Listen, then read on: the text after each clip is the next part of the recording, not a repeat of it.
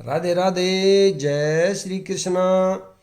आज मैं श्रीमद् भागवत गीता का अध्याय नंबर 8 का सीरियल नंबर 5 को पढ़ रहा हूँ। जो योगी धूमें रात्रि कृष्ण पक्ष में या सूर्य के दक्षिणाएं रहने के 6 महीनों में दिव्यगत होता है वह चंद्रलोक को जाता है, किंतु वहाँ से पुनः चला आता है, यानी पृथ्वी पर दोबारा आ जाता है। भागवत के तृतीय स्कंद में कपिल मुनि उल्लेख करते हैं कि जो लोग कर्म कांड तथा यज्ञ कांड में निपुण हैं वे मृत्यु होने पर चंद्रलोक को प्राप्त करते हैं। ये महान आत्माएं चंद्रमा पर लगभग 10,000 वर्षों तक देवों की गणना से, यानी देवों की जो गणना है उसके अंदर 10,000 वर्षों तक ये रहती हैं और सोमरस का पान करते हुए जीवन का आनंद भोगती हैं। अंतोगतवा वे पृथ्वी पर लौट आती हैं। इसका अर्थ यह हुआ कि चंद्रमा में उच्च श्रेणी के प्राणी रहते हैं, भले ही हम अपनी स्थूल इंद्रियों से उन्हें देख न सके।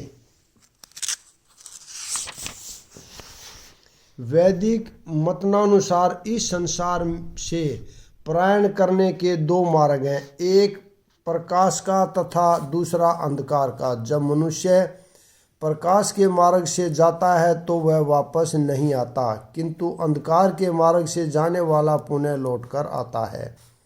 आचार्य बलदेव विद्याभूषण ने छांदोग्य उपनिषद से ऐसा ही विवरण उद्धत किया है। जो अनादिकाल से काम कर्मी तथा दार्शनिक चिंतक रहे हैं वे निरंतर आवागमन करते रहे हैं, वस्तुतः उन्हें परम मोक्ष प्राप्त नहीं होता, क्योंकि वे कृष्ण की शरण में नहीं जाते।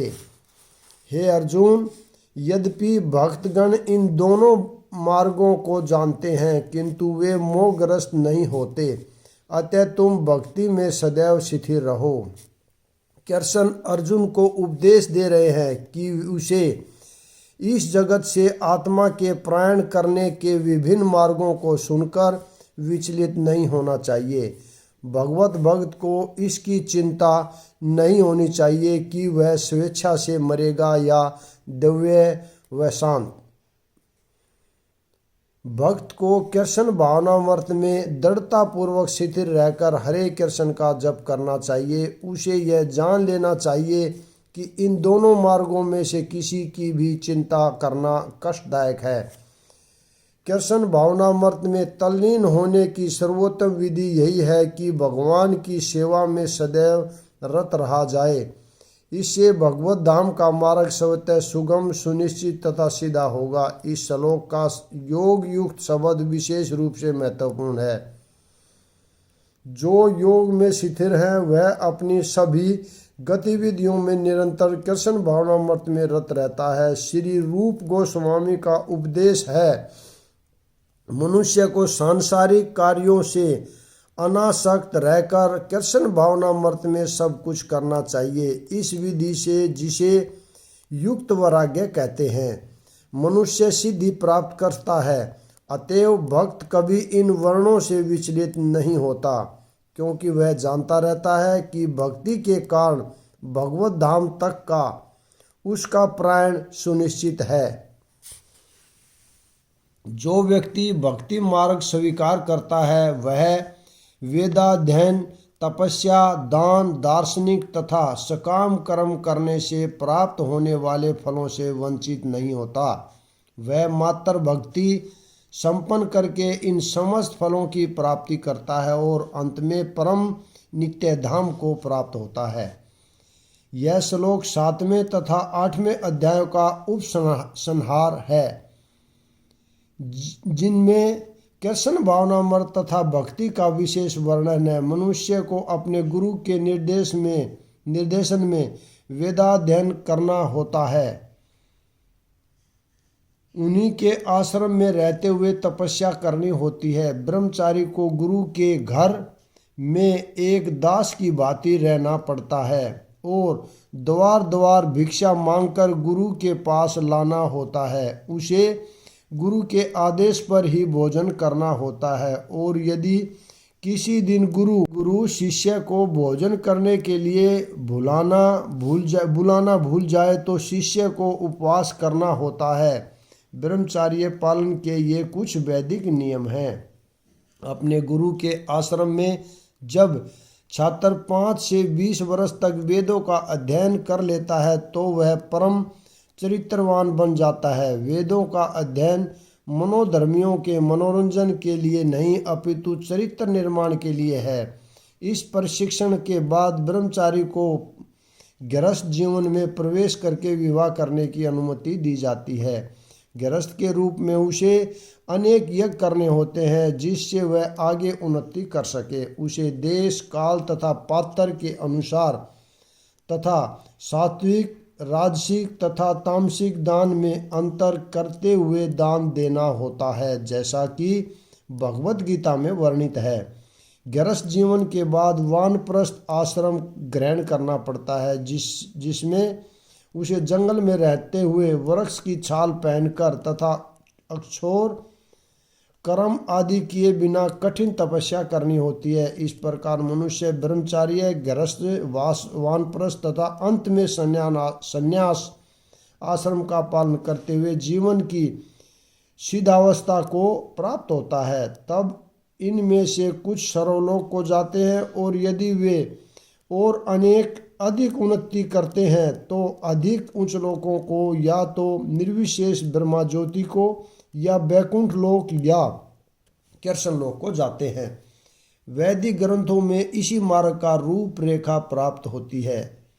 इसी मार्ग की रूपरेखा प्राप्त होती है, किंतु कृष्ण भावनामृत की विशेषता यह है कि मनुष्य एक ही झटके में भक्ति करने के कारण मनुष्य जीवन के विभिन्न आश्रमों के अनुष्ठानों को पार कर जाता है।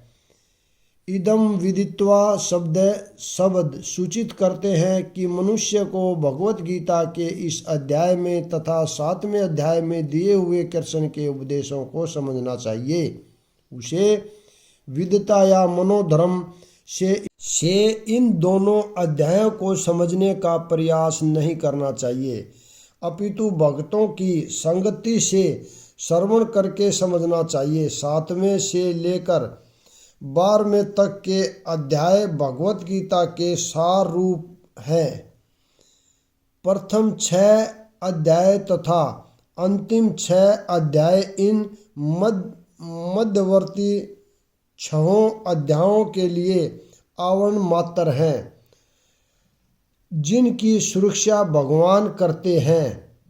यदि कोई गीता के इन 6 अध्यायों को भक्त की संगति में भली भांति समझ लेता है तो उसका जीवन समस्त तपस्याओं, यज्ञों, दानों, चिंतनों को पार करके महिमा मंडित हो उठेगा, क्योंकि केवल कृष्ण भावनामृत के द्वारा उसे इतने कर्मों का फल प्राप्त हो जाता है।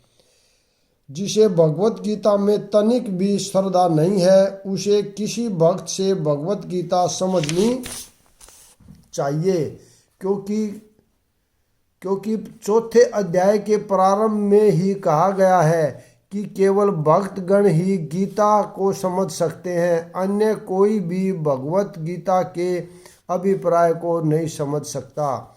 अतः मनुष्य को चाहिए कि वह किसी भक्त से भगवत गीता पढ़े, मनोधर्मियों से नहीं।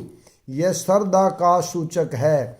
जब भक्त की खोज की जाती है और अंततः भक्त की संगति प्राप्त हो जाती है, उसी क्षण से भगवत गीता का वास्तविक अध्ययन तथा उसका ज्ञान प्रारंभ हो जाता है।